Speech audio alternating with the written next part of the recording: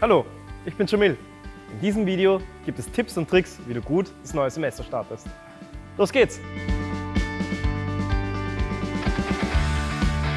Studieren ist mehr als nur im Hörsaal sitzen. Wer an der Uni Wien studiert, ist Teil einer vielfältigen Community mit über 90.000 Studierenden. Machst du gerne Sport? Das Universitätssportinstitut bietet dir über 160 Sportarten, um dich auszutoben. Bist du lieber der musische Typ? Dann komm zum Orchester oder zur Philharmonie. Auch dein Interesse für Schauspiel, Literatur und Sprache kannst du an der Uni Wien nachgehen. Beim Sprachenzentrum kannst du zum Beispiel 38 verschiedene Sprachen lernen. Du willst unbedingt ein Semester im Ausland studieren? Schau auf der Website des International Office vorbei und informiere dich über die verschiedenen Mobilitätsprogramme. Ein ganzes Semester ist dir zu lang? Dann ist eine Uni wie Summer School das Richtige für dich. Du fragst dich, ob die Uni für alle zugänglich ist?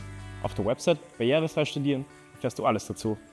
Bei Fragen zu abweichenden Prüfungsmethoden oder zur individuellen Studienunterstützung ist das Team Barrierefrei für dich da.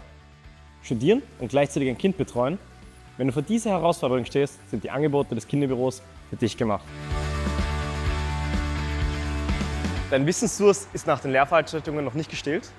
Auch außerhalb deines Curriculums gibt es viele Möglichkeiten, deine Neugierde zu befriedigen.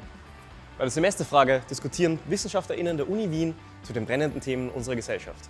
Oder bei den MOOCs, den Massive Open Online Courses, kannst du viele ganz wichtige Themen noch zusätzlich lernen. Nun sind wir am Ende unserer Reise durch die Welt der Uni Wien. Um keine wichtige Info zu verpassen, folge uns auf Instagram und abonniere unseren YouTube-Kanal. Bis bald!